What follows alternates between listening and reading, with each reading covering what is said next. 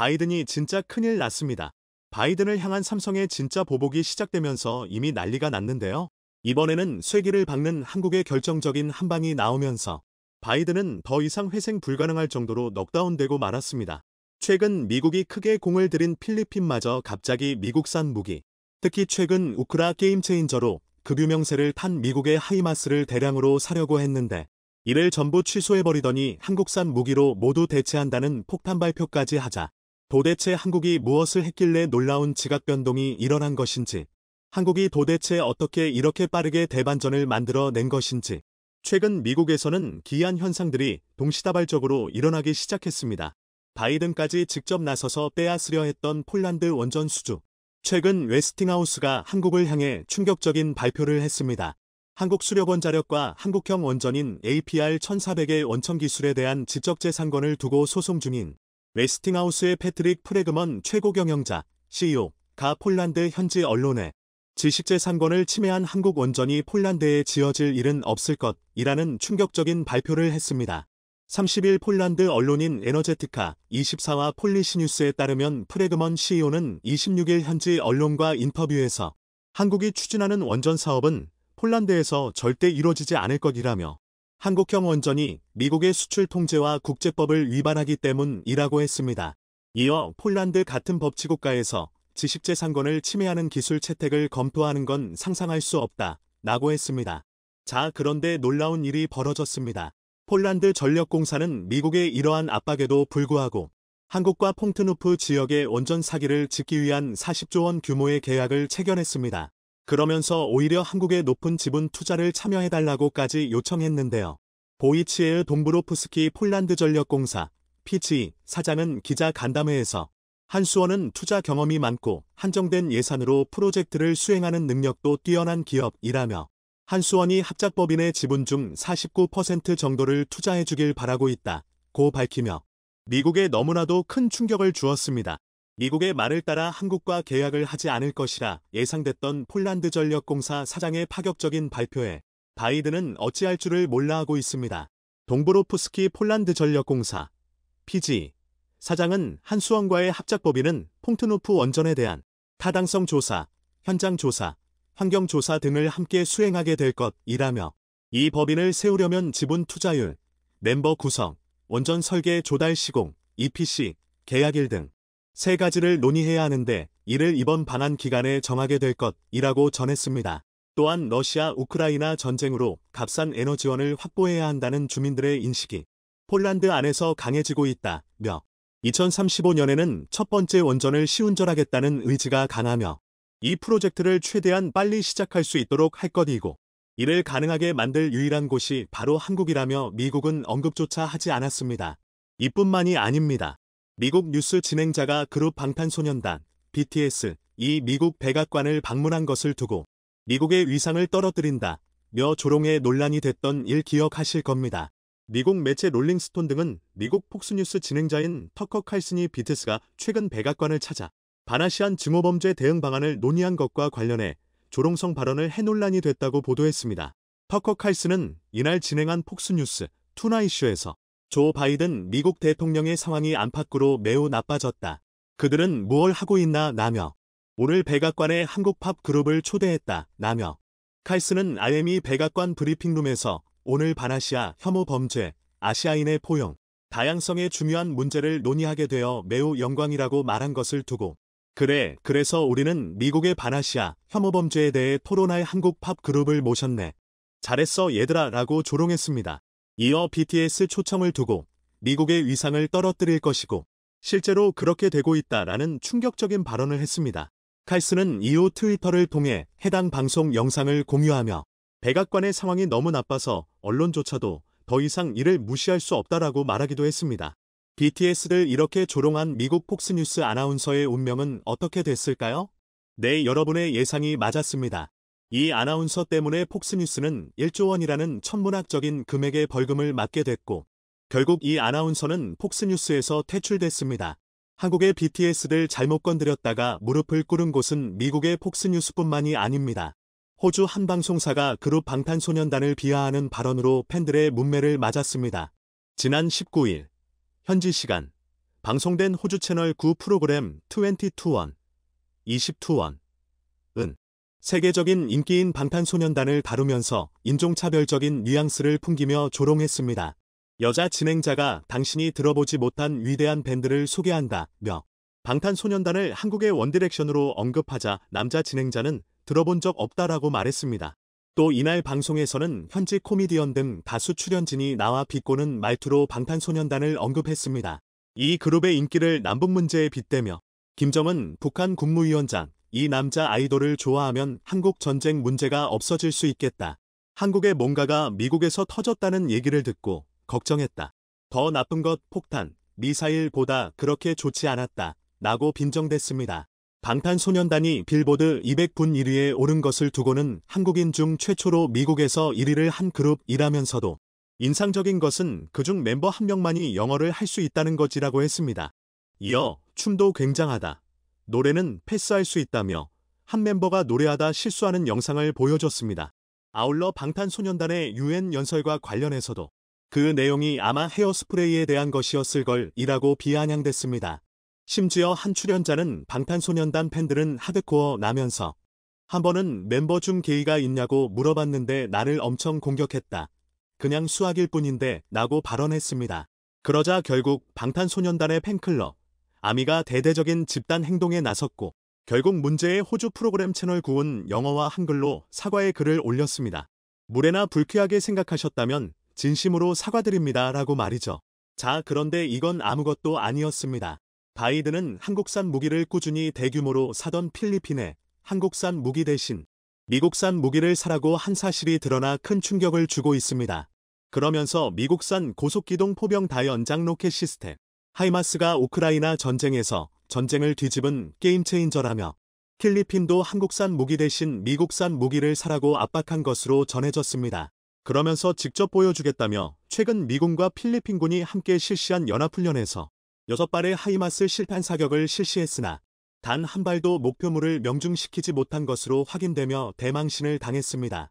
30일 현지 시간 군사 전문 매체인 디펜스원에 따르면 미군과 필리핀군은 연례 연합군사훈련 발리카탄의 일환으로 지난 22터부터 23일 필리핀 바스코섬 인근의 바시해협에서 실탄 사격을 포함한 훈련을 실시했습니다. 이번 훈련 기간 바스코섬에는 미군이 우크라이나의 지원에 높은 평가를 받은 무기인 제블린, 대전차 미사일과 스팅어즈 대공 미사일, 하이마스 등도 배치됐습니다. 발리카탄 훈련은 지난 2016년 필리핀에서 로드리고 두테르테 전 대통령이 취임한 이후 친중 행보를 보이면서 해마다 규모가 축소돼 실시됐으나 작년 6월 페르디난드 마르코스 대통령이 취임한 이후 미국과의 동맹을 강화하면서 훈련이 다시 확대됐습니다. 특히 올해는 중국 해군의 공격에 대비하는 차원에서 중국 군함을 가정한 선박을 목표물로 삼아 실사격 훈련도 실시했는데요. 미군은 목표물인 선박에서 12마일, 약 20km 떨어진 바스코섬에서 모두 6발의 하이마스 로켓을 발사했으나 6발 모두 목표물을 빗나갔다고 디펜스원은 전했습니다. 자, 그런데 같은 기간 필리핀과 폴란드, 사우디, 이집트, 스웨덴, 아랍에미리트 등 7개국 군 방산업계 관계자 50여 명의 참관 아래 한국이 개발한 천무의 성공적인 발사가 공개되며 한국과 미국산 무기를 비교하는 전 세계 언론들의 보도가 쏟아져 나오고 있습니다. 미국이 그토록 자랑하던 하이마스는 고작 20km 떨어진 거리에서 한국의 천무는 무려 200km를 날아가 표적에 모두 명중했습니다. 이니 개발이 완료된 사거리 180km의 기존 전술지대 지유도 무기 KTSSM는 그동안 고정형 발사대로만 발사가 가능했습니다. 하지만 이번에 발사된 미사일은 사거리가 향상됐을 뿐만 아니라 기동성이 높은 천무 발사 차량에 탑재가 가능한 방식으로 개발되고 있는 것. 최대 사거리 80km인 230터부터 239mm 로켓탄 둥을 운용하는 천무는 북한 장사정포 사정권 밖에서 도발 원점을 정밀 타격할 수 있습니다. 이에 필리핀 현지 전문가들은 필리핀 정부가 미국과의 하이마스 계약을 모두 취소해버리고 한국으로부터 천무를 대규모 수입할 것이라 전망했는데요. 이러한 파격적인 결단을 내린 곳은 필리핀뿐만이 아니었습니다. 폴란드가 대규모 원전 수주를 미국의 뒤통수를 치고 한국에 몰아준 데 이어 무기도 미국 대신 한국을 택했습니다. 마리오시 부아슈차크 폴란드 부총리 겸 국방부 장관은 27일 현지 매체 폴스카 타임즈와의 인터뷰에서 K239 천무 다연장 로켓의 잠재적 도입 및 공동개발에 관해 한국 파트너와 논의하고 있다며 미국의 하이마스 대신 한국의 천무를 선택했다는 파격적인 발표를 했습니다. 무려 12년 만에 미국의 국가 신용 등급이 강등되는 충격적인 일이 일어났습니다. 미국과 한국을 포함한 전 세계 국가들의 주식은 폭락하고 금융시장은 혼돈의 카오스에 빠져버렸습니다. 그야말로 난리가 나고 있는데요. 자, 그런데 놀랍게도 미국이 신용등급이 강등된 것을 오직 한국만이 해결 가능하다며 바이든이 한국의 도움을 요청하는 너무나도 놀라운 일이 일어났습니다.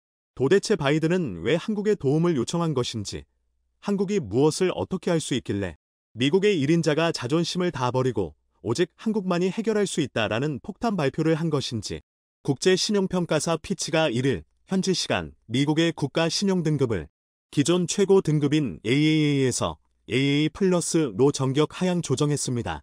3대 국제신용평가사가 미국 신용등급을 내린 것은 2011년 이후 12년 만에 처음입니다. 2011년 당시에도 또 다른 3대 국제신용평가사인 스탠더드 앤드 푸어스, S&P가 국가부채 상한 중액에 대한 정치권 협상 난항 등을 등급 강등 배경으로 지목했는데, 당시 미국 주가가 15% 이상 폭락하는 등 국제금융시장이 큰 충격을 받았습니다. 당시 불과 며칠 만에 미국 S&P 지수는 15% 폭락해 전 세계 투자자들이 큰 충격에 빠졌었습니다. 전 세계를 대표하는 애플, 알파벳, 아마존 등 대형주들이 일제히 폭락했죠. 한국도 매우 심각했습니다. 보시면 미국의 신용등급 강등이 발표되기 직전 2200이었던 코스피 지수는 단 며칠 만에 1700까지 폭락했습니다. 삼성전자, LG화학, 현대차, 셀트리온 등 모든 한국 주식들이 대폭락을 경험한 끔찍한 시기였죠. 피치는 보고서에서 향후 3년간 재정 악화가 예상될 뿐 아니라 지난 20년 동안 부채 한도를 놓고 이외 대치와 극적 해결이 반복되며 다른 국가들에 비해 거버넌스, 국가운영체계가 악화하고 있다는 점을 신용등급 강등의 배경으로 꼽았습니다. 특히 거버넌스 악화를 꼽은 점이 주목됩니다. 미국 정치권이 부채 한도 상향 문제를 놓고 갈등을 빚으며 디폴트 채무부치행가 임박해서야 해결하는 일이 되풀이되는 점을 지적한 것입니다. 올해도 이 문제로 극한 대립이 이어지다 지난 5월 조 바이든 대통령과 공화당 지도부가 정부 지출을 감축하는 대신 부채 한도를 2년간 높이기로 극적으로 합의했습니다. 부채 한도는 미국 정부가 차입할 수 있는 돈의 규모를 제한하기 위해 의회가 설정한 것입니다. 현재 한도는 31조 4천억 달러, 약 사경 1,699조 원인데요. 정부는 이 한도 내에서 국채 발행 등의 방식으로 돈을 빌려 공공서비스를 하는데, 부채가 한도에 도달할 경우 의회가 한도를 상향하거나 한도 적용을 유예해주지 않으면 디폴트에 빠지게 됩니다. 이런 구조를 두고 매번 민주, 공화 양당이 벌이는 극한 대치는 불확실성을 초래했고, 이는 경제에 악영향을 줬습니다. 더 근본적인 요인으로 꼽히는 미국 정부의 재정적자 문제도 심각합니다. 현재 정부가 거둬들이는 돈보다 쓰는 돈이 많은 구조이기 때문입니다. 피치는 미국의 재정적자가 세수 감소와 재정지출 증가, 이자 부담 증가 등의 여파로 2022년 국내 총생산, GDP 대비 3.7%에서 2023년 6.3% 수준으로 급등할 것으로 내다봤습니다. 또 2024년엔 6.6%, 2025년엔 6.9%로 계속 늘어날 것으로 전망했습니다. 경기 침체 가능성까지 거론됐습니다. 미국 정부는 이번 강등 조치에 강력히 반발했습니다. 제닛 옐런 재무부 장관은 피치의 결정이 자의적이며 오래된 데이터를 토대로 한 것이라고 지적했습니다. 국내 금융시장은 미국 신용등급 강등에 출렁거렸습니다. 2일 서울 외환시장에서 달러 대비 원화 환율은 전 거래일보다 14.7원 오른 1298.5원의 거래를 마쳤습니다. 코스피는 1.90%, 코스닥 지수는 3.18% 각각 내렸습니다. 한국 주식시장은 그야말로 난리가 났는데요. 거의 모든 주식이 대폭락한 가운데 SK하이닉스가 4% 넘게 하락했고 포스코홀딩스는 6% 가까이 급락했습니다. 최근 무서운 기세로 폭등세를 이어가던 에코프로그룹도 폭락했습니다. 에코프로비엠은 6.9%, 에코프로는 7.5%씩 폭락했습니다. 투자자들은 대충격을 받았죠. 피치는 미국에 본사를 둔 미국 신용평가회사이기 때문에 다른 나라가 미국에 보복하기 위해 했다고도 볼 수 없습니다. 조작됐을 확률이 매우 낮고 사실일 확률이 매우 높다는 것이죠. 박상현 하이투자증권 애널리스트는 올해 들어 미국 증시가 강한 랠리를 이어왔고 미국 10년 국채 금리가 4%를 넘나들면서 금융시장의 긴장감이 다소는 높아지고 있는 시기에 미국 신용등급 하향 조정 이벤트가 발생한 만큼 단기적으로 금융시장에 부정적인 영향을 미칠 수 있다라고 전망했습니다. 특히 신용등급 하향 조정이 미국 국채 금리의 추가 상승 요인으로 작용할 경우 단기적으로 시장의 스트레스가 커질 수 있다는 지적입니다. 또 단기적으로 달러 및 유로, 엔화 가치의 변동성이 확대될 수 있다는 점도 우려 요인으로 꼽았습니다. 바이든은 초비상 사태에 빠졌습니다. 미국 대선이 코앞으로 다가온 가운데 대선 레이스를 이제 막 시작하려는 현재 시점이 미국 대선 후보들에게는 가장 중요한 시기입니다. 자, 그런데 시작하자마자 피치의 미국 국가 신용등급 강등이 나오면서 미국 주식시장은 물론 전 세계 금융시장이 대폭락하자 바이든의 지지율은 지하실 밑으로 떨어지고 있습니다. 2024년 대선 경쟁에서 치고 나가던 바이든 대통령 국정운영 지지율이 취임 후 최저치를 기록했습니다. 도널드 트럼프 전 대통령과의 1대1 대결에서도 오차 범위를 넘는 차이로 뒤진다는 충격적 결과까지 나왔습니다. 미 워싱턴 포스트, WP, ABC 방송 여론조사 결과 바이든 대통령 업무 수행 지지율은 36%에 그쳤습니다. 지난 2월 같은 조사에서 기록한 지지율 42%과 비교하면 6%포인트나 떨어졌습니다. 2024년 대선 가상대결에서도 바이든 대통령의 하락세가 완연했습니다. 차기 대선에서 바이든 대통령과 트럼프 전 대통령이 맞붙으면 누구에게 투표할 것인가라는 질문에 트럼프 전 대통령 지지는 36%, 바이든 대통령 지지는 32%로 나왔습니다. 뭉답층을 대상으로 조금이라도 더 지지하는 사람을 물은 결과 바이든 대통령 42%과 트럼프 전 대통령 49%의 지지율 격차는 오차범위 바깥인 7%포인트까지 벌어졌습니다. 바이든이 이제는 민주당 경선에서마저 떨어져 아예 대통령 후보로 나오지 못할 것으로 전망되고 있습니다. 자, 그런데 더 놀라운 점은 바이든이 자신의 인생 최대의 위기를 맞이하자 다급히 한국을 찾았다는 것입니다. 바이든이 현대차를 시작으로 삼성, SK 등 한국 기업들의 투자만 받고 온갖 말도 안 되는 조건들을 갖다 붙이며 보조금을 사실상 단 한 푼도 주지 않는 황당한 뒤통수를 친 이후 삼성과 현대, LG 등은 수백조 원에 달하는 추가 투자를 미국이 아닌 캐나다, 인도, 멕시코 등으로 옮기겠다는 폭탄 발표를 했습니다. 현재 미국에 투자하는 규모는 한국 기업들의 규모가 다른 나라 기업들보다 압도적으로 큰 상황입니다. 일본 기업의 10배, 대만의 5배, 유럽 기업들을 모두 합쳐도 한국 기업들이 미국 내 투자하는 규모를 못 따라가고 있는 상황입니다. 이렇다 보니 바이든은 한국 기업들의 수백조 원에 달하는 추가 투자를 미국에 유치해야만 이국에서 다시 수백만 개의 양질의 일자리가 생겨나고 이를 바탕으로 미국 경제가 회복해 다시 미국 신용등급을 업그레이드 시킬 수 있습니다. 이것이 불가능해지는 순간 다음 대선에서 바이든의 참패가 확정적인 상황입니다. 이에 바이든이 한국에 긴급히 도움을 요청하며 한국에 엄청난 선물을 뿌리기 시작했습니다. 전 세계에서 미국에 가장 많은 투자를 하는 삼성전자의 최근 가장 큰 골칫거리는 바로 중국입니다. 중국의 BOE가 삼성전자와 삼성디스플레이의 기술을 탈취해 천문학적인 손실을 보고 있습니다. 이를 업계에 따르면 삼성은 BOE를 겨냥해 당사 경쟁력의 근간인 지적 자산에 대한 도용 및 침해 행위가 늘어나고 있다라며 더 이상 간과할 수 없는 수준이라고 판단하고 법적 제재 등 다양한 방안을 강구하게 됐다라고 밝혔습니다. 이에 바이든은 국제재판으로 갈 경우 미국은 100% 삼성 편에 설 것이라 하는 동시에 삼성이 압도적인 기술 격차로 중국의 디스플레이 회사들을 압도할 수 있도록 미국의 차세대 마이크로 올레드 기업을 삼성이 통째로 인수하는 것을 빛의 속도로 허가해주는 말도 안 되는 일이 일어났습니다. 차세대 디스플레이 기술은 매우 중요한 만큼 미국뿐 아니라 대부분의 나라 정부는 다른 나라 기업이 자국의 기업을 인수하는 행위를 막고 있습니다. 그런데 삼성이 미국의 차세대 디스플레이 기업 EMA진 인수를 바이든 행정부가 빛의 속도로 허가하는 이례적인 상황이 발생했습니다. 이매진이 보유한 다이렉트 패터닝, DPD 기술은 기존 백색 올레드 디스플레이보다 낮은 전력에 더 밝은 휘도를 제공해 IT 기기의 부피는 줄이고 배터리 수명은 획기적으로 늘릴 수 있어 게임 체인저라 불릴 정도로 전 세계적인 주목을 받고 있습니다. 애플이 삼성을 견제하려고 일본의 재팬 디스플레이에 수조 원을 투자했음에도 결국 재팬 디스플레이가 파산했는데 미국 정부가 이 기업을 애플에 주지 않고 삼성에 준 것은 말도 안 되는 일입니다.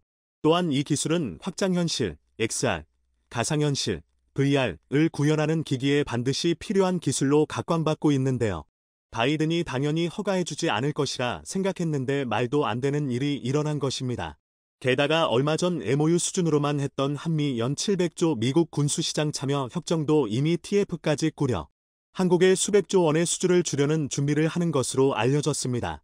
협정이 체결되면 한국 방산업체가 연간 700조 원의 미군 군수물자 조달 시장과 연간 2,000개에 달하는 미군 첨단 무기 개발 프로젝트에 참여하게 됩니다. 한국이 이제는 무기 최대 수출국인 미국에 한국산 무기를 수출하는 꿈이 현실이 되려 하고 있는 것입니다.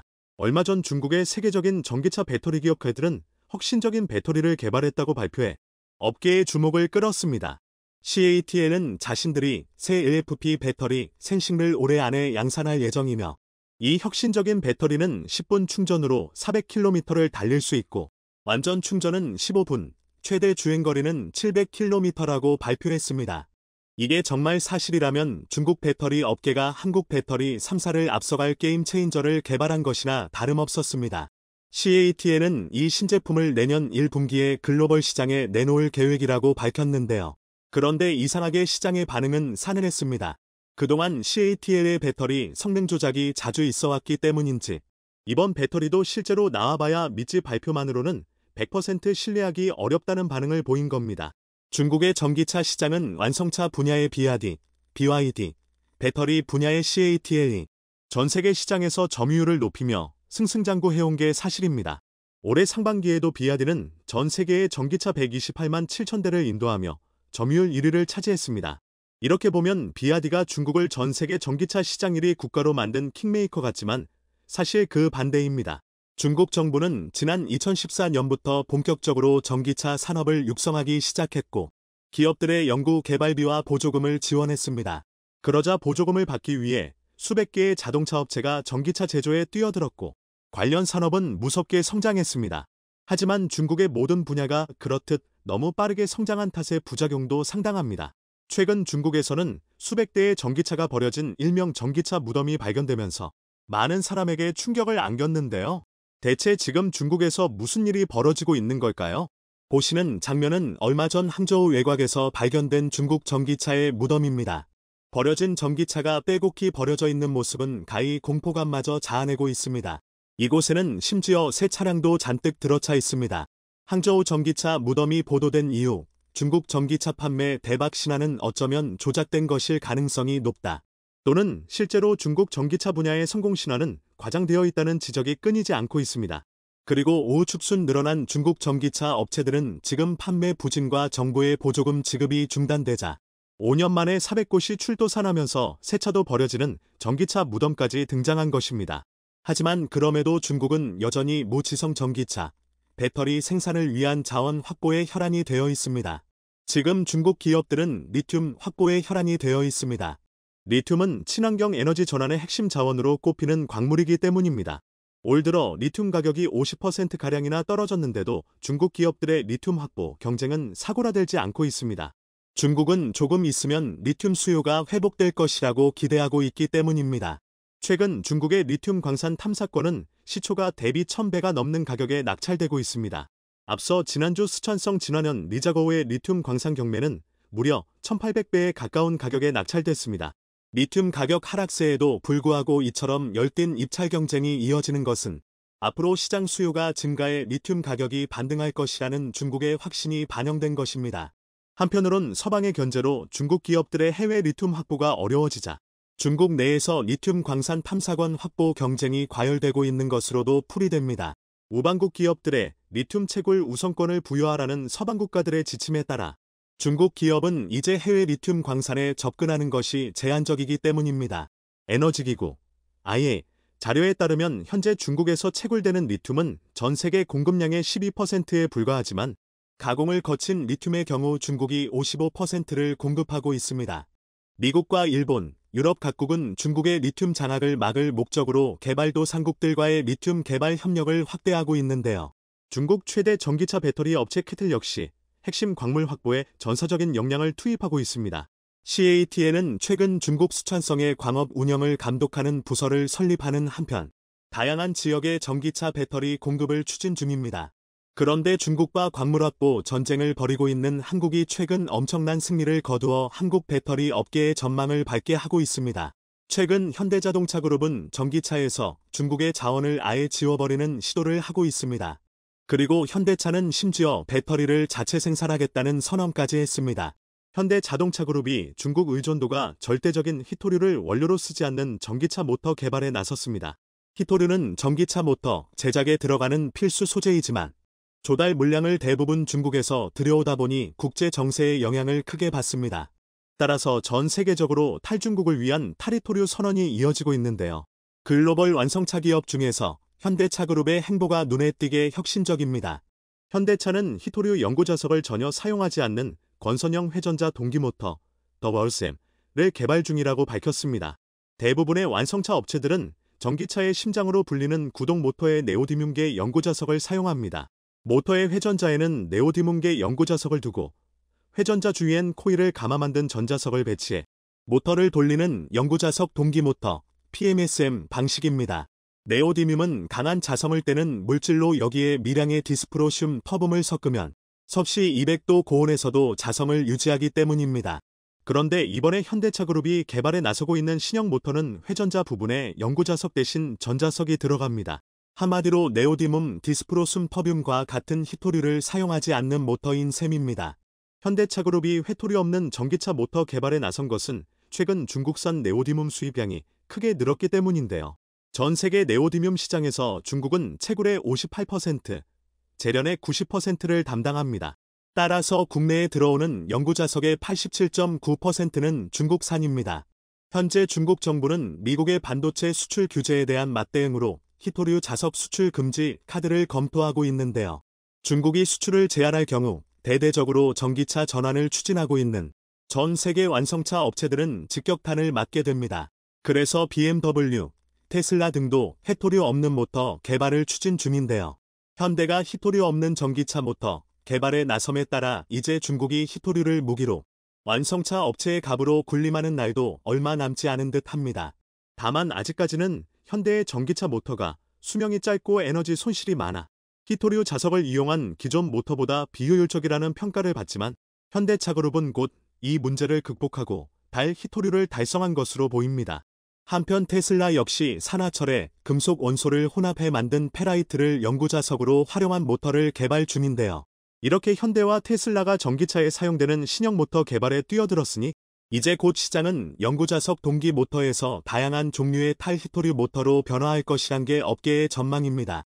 이 시기에 현대차가 먼저냐 테슬라가 먼저냐 어느 회사가 탈히토류를 달성하면서도 기존 모터보다 에너지 손실이 적은 모터를 만들어내느냐에 따라 전기차 기술 주도권의 향방이 결정될 것입니다. 더구나 최근 현대차가 테슬라처럼 직접 배터리 제작에 나섰습니다. 현대차는 내부적으로 오래전부터 배터리 제작 프로젝트를 세우고 차근차근 준비해왔는데 그 첫 산물이 최근에 나왔습니다. 새로 나온 산타페 하이브리드 모델에 현대차의 자체 제작 배터리가 탑재한 것입니다. 신형 산타페 하이브리드에는 1.6T 하이브리드 엔진을 탑재하고 있고 배터리는 기술 내재화를 통해 자체 개발한 신규 배터리를 탑재했습니다. 그럼 완성차 업체인 현대가 왜 배터리까지 직접 만드는 것일까요? 통상 배터리는 친환경차 가격의 약 35%를 차지합니다. 그만큼 완성차 업체에서 직접 배터리를 제작, 생산하면 가격 경쟁력을 확보할 수 있습니다. 물론 자사 차량 플랫폼에 최적화된 배터리를 만들 수 있다는 장점도 있습니다. 실제로 현대차뿐 아니라 글로벌 완성차 업체들도 배터리 직접 제작에 나서는 추세입니다. 폭스바겐의 경우 지난해 배터리 자회사 파워코를 설립했고 오는 2030년까지 유럽에 240GW시 GWH 규모의 배터리 생산 공장 6곳을 세울 예정입니다. 배터리를 만들어 다른 회사에 팔겠다고도 했습니다. 전기차 시장이 금속도로 커지고 있는 만큼 배터리 기술력이 있느냐 없느냐에 따라 앞으로 완성차 업체들의 성패를 가늠할 중요한 요소가 될 것입니다. 현대차그룹이 추진하고 있는 궁극적 목표는 반도체와 배터리입니다. 반도체 생산 시설 구축에는 막대한 비용이 투입돼야 하기 때문에 직접 생산을 하기보다는 반도체 설계에 방점을 찍고 있습니다. 반면 배터리는 직접 생산이 가능합니다. 이미 현대모비스가 배터리 셀 패킹 기술 등 배터리 관련 기술을 확보하고 있는 만큼 현대차그룹이 배터리 셀 기술만 확보한다면 충분히 가능한 시나리오입니다. 현대차그룹의 배터리 셀 기술을 활용해 이를 현대모비스가 패킹하고 BMS 등을 장착해 모듈화하면 됩니다. 현대차그룹이 배터리 셀 기술 확보에 전력 투구하고 있는 것도 이 때문입니다. 현대가 에너지 손실이 적은 탈히토류 전기차 모터를 개발하고 반도체 설계까지 할 수 있게 된다면 더 이상 중국 업체들은 글로벌 전기차 시장의 상위 랭킹을 차지할 수 없게 될 것입니다. 엔비디아는 지금 미국 빅테크 기업 중 가장 핫한 기업이라 할 수 있습니다. 전 세계가 엔비디아의 그래픽 처리 장치를 사려고 줄을 서고 있고 수요가 부족해 가격은 천정부지로 오르고 있습니다. 그런데 엔비디아의 시장 지배력은 줄어드는 게 아니라 오는 2027년까지는 더욱 더 늘어날 것이며 약 3천억 달러, 384조 1200억 원까지 올릴 수 있다는 전망이 나왔습니다. IT 매체 비즈니스 인사이더 등에 따르면 엔비디아는 인공지능 열풍에 힘입어 오는 2027년까지 AI 서버 시장 점유율을 75%까지 늘려 관련 부문 매출을 3천억 달러까지 올릴 것이라고 예측했습니다. 이것은 올해 전망치의 약 10배에 달하는 수준입니다. 한편에서는 이처럼 인공지능 열풍에 힘입어 엔비디아가 인공지능 칩 시장에서 지배적 위치를 점하고 있다는 이야기와 함께 그런 엔비디아를 좌지우지해온 TSMC의 독점적 지위를 한국의 삼성전자가 무너뜨릴 기술을 개발했다는 소식을 전해드렸는데요. 그런데 한국에는 엔비디아의 아성을 무너뜨릴 삼성이라는 대기업만 있는 게 아닙니다. 최근 엔비디아와 퀄컴을 제쳤다는 평가를 받고 있는 한국 토종 AI 반도체 스타트업들의 반란이 거셉니다. 오늘은 이 소식을 중점적으로 알아봅니다. 최근 한국에는 엔비디아를 제칠 만한 기술을 장착한 한국형 팹리스 스타트업들이 이들의 공통점은 작지만 기술력에 있어 우위를 점하며 미국의 자랑 엔비디아의 아성을 넘보고 있다는 점입니다. 한국은 지금까지 디램과 낸드 플래시 등 세계 메모리 반도체 시장에서는 압도적 1위였지만 설계가 핵심인 팹리스 분야에서는 힘을 못 썼습니다. 팹리스만 놓고 보면 한국의 세계 시장 점유율은 1% 수준에 그칩니다. 반도체 강국, 이란 타이틀이 무색할 정도입니다. 하지만 최근 한국에서 퓨리오사 AI, 리벨리온, 사피온 등 글로벌 시장에 도전하는 팹리스가 속속 등장하고 있어 한국 반도체의 미래가 잠옷 기대되는 상황입니다. 이름은 제각각이지만 이들은 한 가지 공통점을 갖고 있습니다. 바로 인공지능 AI, 반도체 설계 특화 기업이라는 점입니다. AI 챗봇 챗GPT 등장으로 수혜를 입은 기업 중 하나가 미국 팹리스 엔비디아인데요. 챗GPT 개발사 오픈AI가 사용하는 슈퍼컴퓨터의 엔비디아 GPU, 즉 그래픽 처리 장치 A100, 1만여 개가 사용됐기 때문입니다. GPU가 일종의 AI 전용 반도체 역할을 한 것인데요. 하지만 GPU는 AI 연산이 아닌 고사양 그래픽 처리를 위해 개발된 제품입니다. AI 연산에 활용할 경우 비용, 전력 소모 등에서는 효율성이 떨어집니다.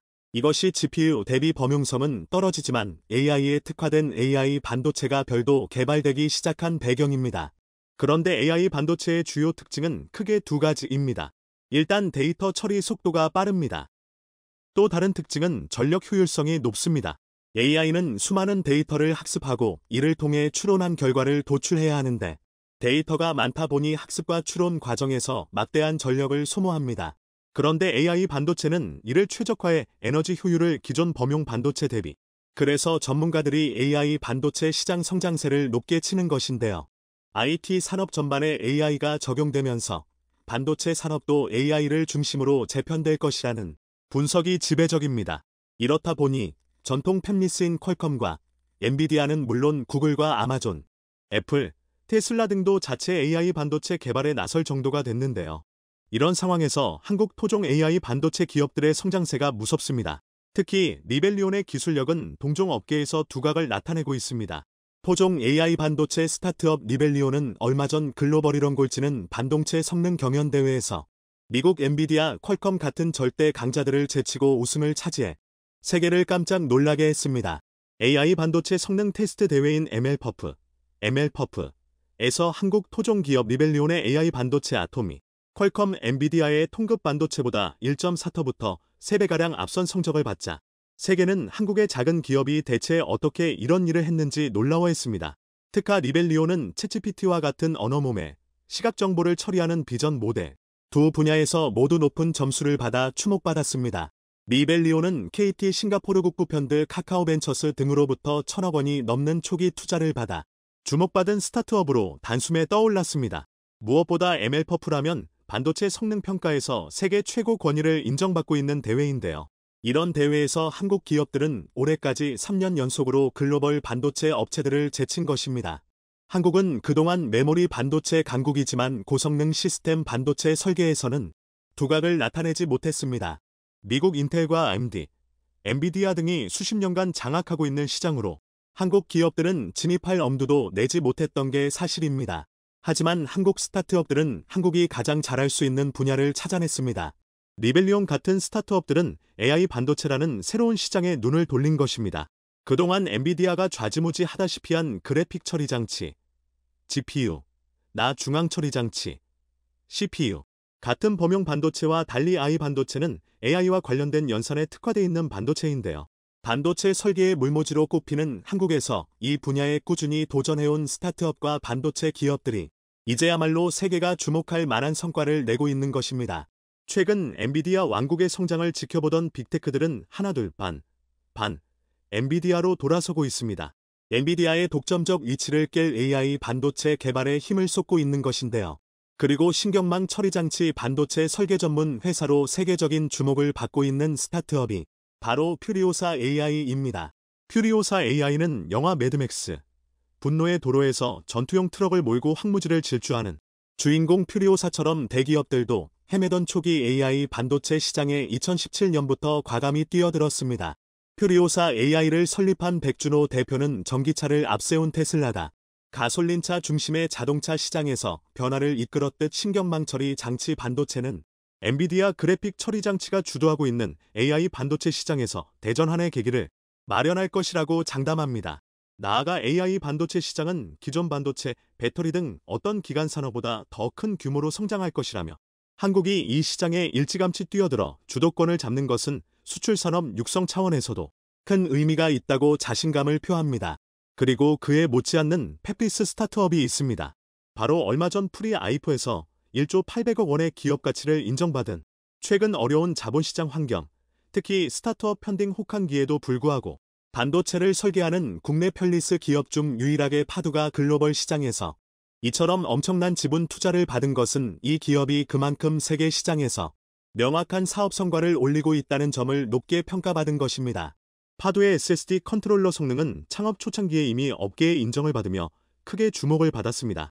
2016년 인델이 파두의 시제품을 자체 연구소에서 검증한 결과 인델 동급 제품보다 2터부터 3배 빠른 것으로 나타나면서 명성을 얻었습니다.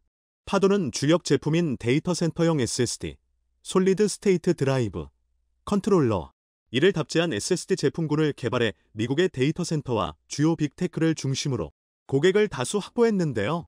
무엇보다 파두의 주력 제품은 고성능 저전력의 기업용 SSD 컨트롤러입니다. SSD 컨트롤러는 SSD 모듈을 통솔하는 두뇌격인 시스템 반도체를 지칭합니다. SSD 컨트롤러는 내구성과 안정성이 약하고 속도가 느린 낸드 플래시의 오류를 방어하고 수명을 증가시키는 기능을 합니다. 파두는 SSD 컨트롤러에 이어 전력 반도체와 동심 반도체, 연산 반도체와 메모리 스토리지 각각을 포함하는 전 영역에서 연구를 진행하고 있습니다. 이 회사는 2027터부터 2030년에는 인공지능, AI, 텍셀 등 다양한 분야의 차세대 반도체를 개발해 전 세계 데이터 센터가 필요로 하는 종합 솔루션을 제공한다는 계획을 가지고 있습니다. 특히 기업용 SSD 컨트롤러 솔루션 제품은 이미 상용화 완료 단계를 거쳐 글로벌 최고 수준임을 입증받았습니다. 그리고 조만간 국내 최초의 펫피스 유니콘 파두가 코스닥 시장에 상장하는데 상장을 통해 확보된 자금은 내년부터 양산을 위한 운용자금으로 사용하고 차세대 반도체 개발에도 아낌없이 투자할 계획입니다. 기업가치 1조 원 이상 비상장사 스타트업인 파두가 IPO에서 과연 어떤 결과를 얻을지 조 단위 대여의 향방에 관심이 쏠린 가운데 파두와 같은 스타트업이 유니콘으로 등장했다는 사실 자체가 움츠러들었던 한국 반도체 투자 심리가 개선되고 있는 중요한 신호라는 시각이 많습니다. 삼성전자 이외에도 이처럼 엔비디아의 아성을 넘을 수 있는 한국 토종 인공지능 스타트업의 성장세가 무섭다는 것 자체가 한국 반도체의 미래를 밝게 하고 있습니다.